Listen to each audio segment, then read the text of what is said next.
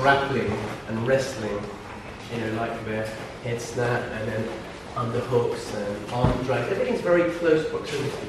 I don't know about you, but because I don't train it all the time, I'm not a wrestler and I'm not.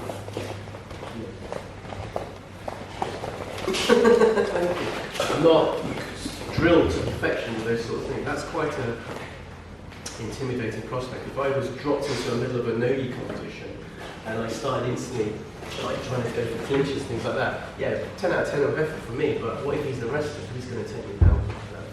So we can pull guard in Nogi. It's obviously harder because we don't have the gi to grip on and sit down and start entangling. We don't have the gi. But we do have our limbs, and that's really what we have. So what we're with your partner, you're going to work around, and whatever is lead hand, you're going to grab, and you're going to sit down, and we're going to start pulling guard like this. It's that simple. All right. We'll look at the nuances of that later on. Where we are. Pull guard. If you're not expecting it, you will just basically fall into your guard. If you resist, then we'll look at it later on. And then Dean does one, so we do 1 for 1. Like this. As slow as that. It's a nice slow pace. Do this for about a minute and then this. No foot on head forward and just. At this stage, it's just you can just drag them in. Okay, it's so simple. We're going to build up the structure on this one. Look at more technically proficient versions of that as the hour progresses. So yes, the full name will come a bit later. Thank you very much. Okay, 1, 2, 3, let's go. Hand to attack. And if it's down, it's nicely available. What if it's kind of up here? So you could sort of fake attack them and you'll get they tend to defend. So you could fake. You don't even have to reach, you just and then it's down there. Usually. Okay. Let's look at actual grips because I think that affects swing grips. So that can affect how the final part of it.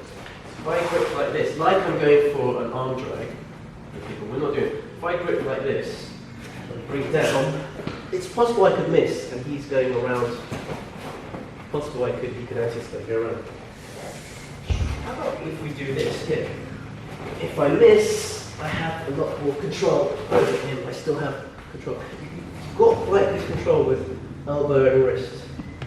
Okay, you may have remember techniques where we did this a couple of weeks ago. We'll cover that again today.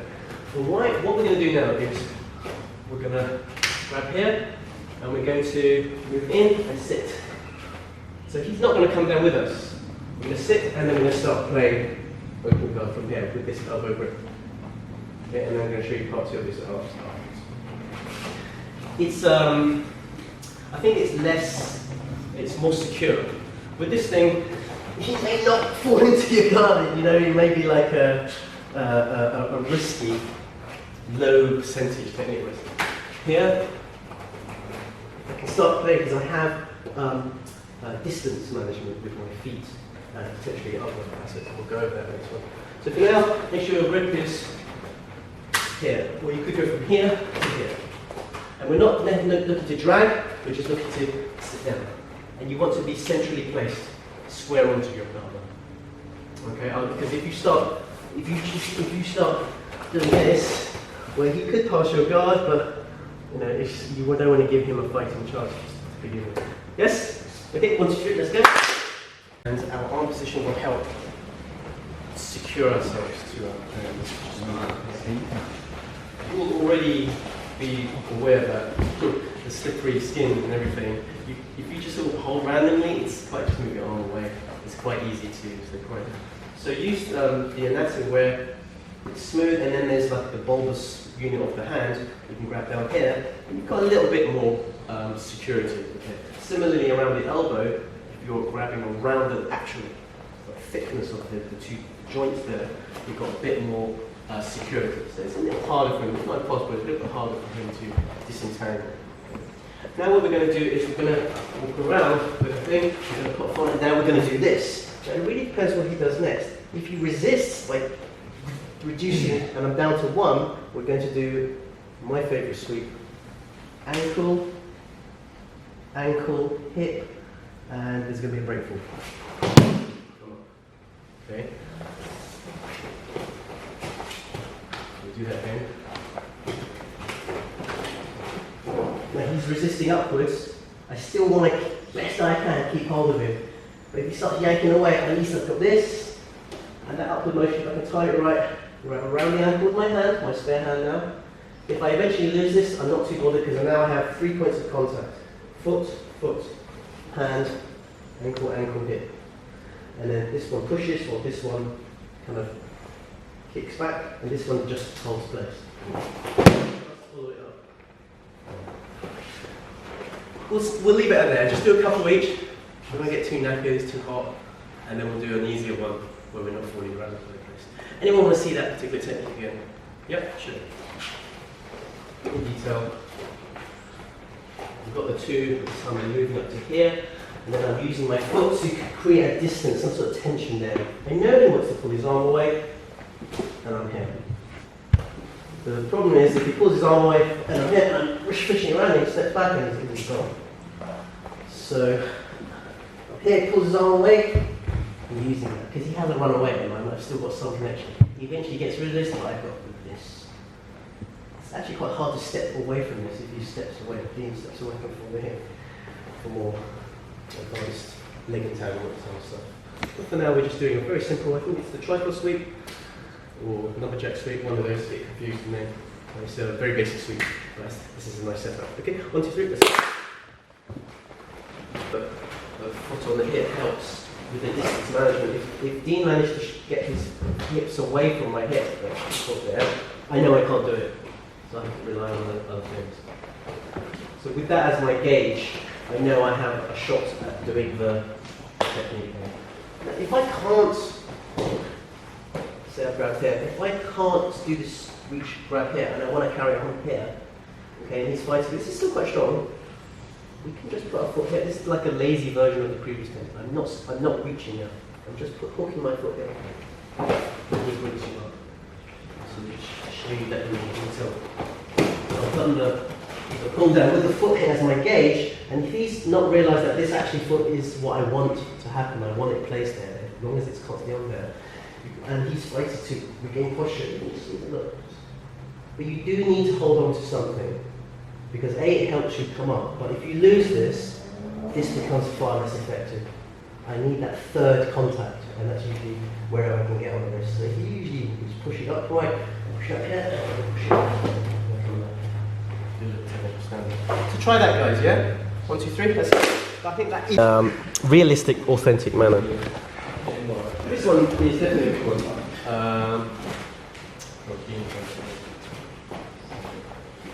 So we're going for our grip, we're going for the elbow and wrist grip. I have to gauge my proximity because I do want my foot on his hip. You can't do the first version when we pull down and then there's nothing there to hold on to. So this one relies on a little bit of distance management here. Now this one, he hasn't been able to posture himself correctly.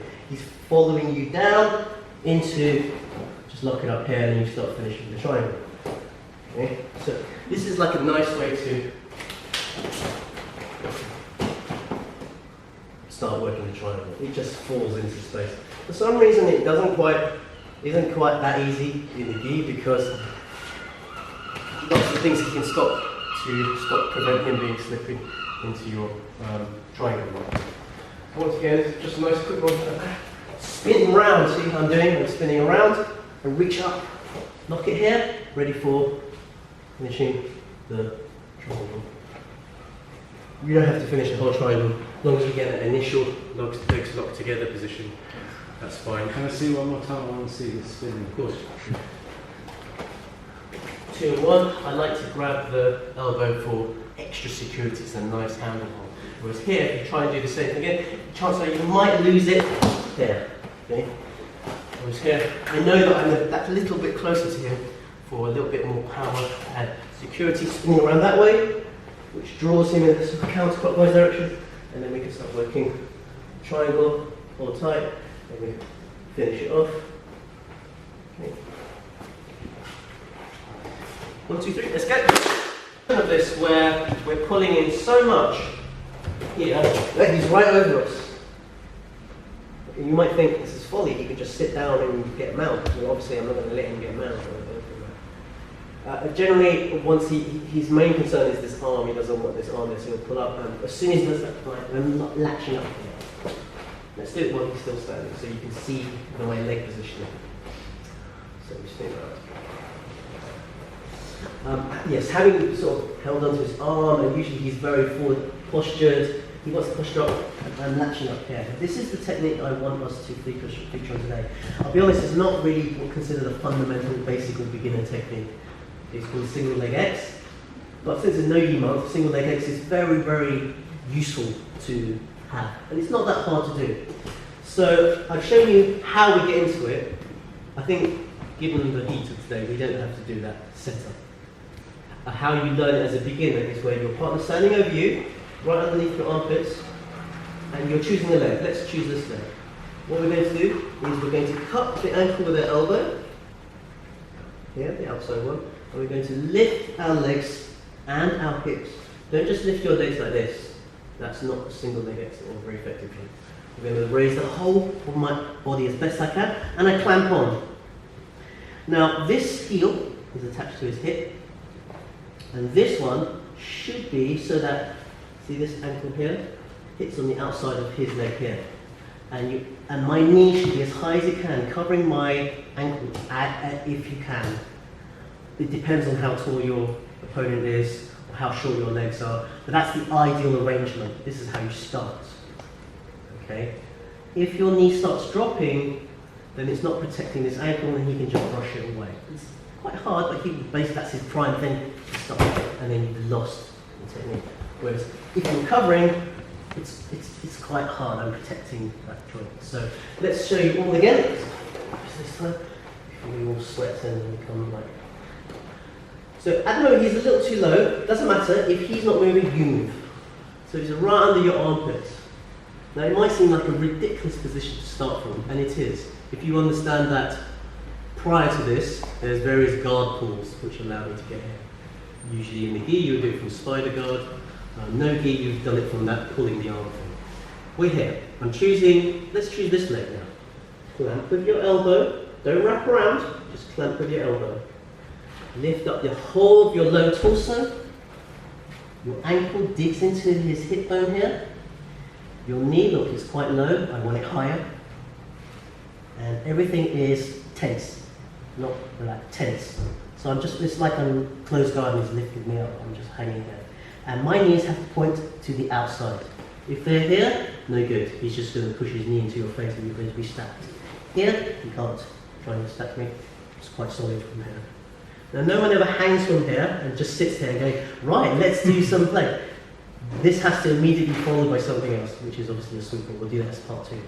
So whole thing again, underneath, 1, 2, here. Use your shin or your knee to cover as much of the ankle as you can. Do one on one side, one on the other, one on one side, one on the other, so forward together, then your partner has it. Nice, slow pace. Yes? Yes. 1, 2, 3. 2 stages. So again, beginning single leg X, your partner stands over you. If it's too far away, you need to bring it down. Choose which side, let's choose this side, just change up things. So I'm clamping on this leg, and I'm targeting this leg. I've said to a couple of others, but if you need help because you can't reach, then by all means use your hand to help, like push yourself up. I'm trying my best to cover my ankle with my knee, and my knees are pointing out. This ankle serves a purpose because I'm going to sweep in there. Just using the power of my hips alone is fine. Yes, maybe he's unbalanced, he'll fall out. Generally, you can see he's standing quite in good posture and it's quite solid. So you need the extra assistance. And I'm going to take my leg out so you see what I'm doing. As my knee points there and my hip powers up, this comes out. This ankle comes out, which is like a flap, which is almost like just a little nudge, which helps everything together. Final part of this, and I'm doing something with this hand. I like to just cup around here, and everything works together. Remember, I'm trying to make him fall there. So you must direct all your energy there. And you will end up in this position here, with the elbow still cupping around the ankle. And we'll show you the ankle lock as part 3. Okay, but fine, you should end up here. Everything is squeezed there. So once again, standing over you, clamping tight, knees together, Everything has to be squeezed together. You shouldn't have like a loose single leg X. Squeeze like you're doing an arm lock. The back of my ankle is against his hamstring. This heel should be covered as best you can with your own knee. Okay? I'm going to just literally direct my hips to that section, helped by my foot and this and the knees. Here, and covering here like this, ready for the finish. Okay. Anybody want to see that again? Do you want to see that? You want to see that? Yeah, one more time. You were pretty much doing it anyway because your bookies were very unbalanced when you. So we're starting from here. This time I'm going to pick this leg just to change things up. Clamp with the elbow and not grabbing around. Clamping, lifting everything. Here, trying to get the knee as high as I can to cover my. Squeezing this together so there's no way he's getting his leg out. This ankle serves a purpose. It's going to hit the back of his hamstring, and I want Dean to fall there. Okay, so I'm going to direct my hips over there, up and down, cover. I'm just covering here. Like this. So his ankle never escapes and kicks up. Okay, guys? Nice and slowly. So I'll show you the whole thing again, just so you can understand the sequence of putting together again. So just to recap, here, here. Pushing down over here. Okay. Now we've trapped the leg here. We do want to fish around underneath. So ultimately, your hand does want to go underneath. All right. We want the elbow tight. A lot of people do their ankle locks like this. If you're not helping, you want to keep it tight. There's various theories about how to finish the straight ankle. I like to use the most bony part of my wrist here as the fulcrum. Some people prefer higher up because they get more meat and power. So it's very, I'll leave it to you to decide. Me personally, I like the bony part, and you can already feel that. This is where the single leg X is very useful, because that heel on the hip now forms your anchor. You need an anchor to your opponent. If it's just here, you're not going to finish this off. There's nothing, because his leg moves, you see. This one doesn't move. I want to keep my knees tight. Exactly the same as a single leg. In fact, if we stood up, I'm not going to stand that way. If Dean stood up, you would see I'm still in the single leg X position. It's exactly the same. Don't be lazy with this foot because he'll start popping that off. Keep it strong. It's harder to pop off. I like to hide my elbow, so I'm really on my shoulder on the ground and I'm hiding my side. And I'm doing like the guillotine version, which I'm pulling up on the meat of my palm here. And as I pull up, I'm pushing my hips into it as well. So just to slowly show you what's happening. This is raising up as high as I can. So very slowly. At the same time, I'll show you the mechanics of what's happening. As the fulcrum is creating a pressure point on the Achilles, the back of my shoulder is leaning back and it's making this foot stretch like this. So that alone exposes the nerves here and makes it hard to escape from as well. Old-fashioned ways of doing the straight ankle would be like strong man routine. If you've got muscles, then maybe that'll work, but I don't have muscles, I have bone. And plus, it's quite slippery. This one, it's fairly secure. My whole body weight was on that. You're not getting it out. You want to see that again? You just doing the foot lock, by the way, guys. You don't have to do everything. So we can start like this. You can start. He's just falling down. You single leg X, and you're mimicking the single leg X, but on the floor. Mimic the single leg X on the floor. So everything is in place. Heel on the hip, knee in tight. But this time my foot isn't here. It's here. I'm focusing on one leg only. The hand goes all the way in, so that the bone is underneath his Achilles tendon. I'm hiding my elbow so that my shoulder goes on the ground. I'm going to lift my hand up, stretch my shoulder back. Here. And it's technically it's an Achilles pressure point. It's right here. Actual ankle locks maybe affect the joint more, but that's not the technique. All right, give it a go. 1, 2, 3.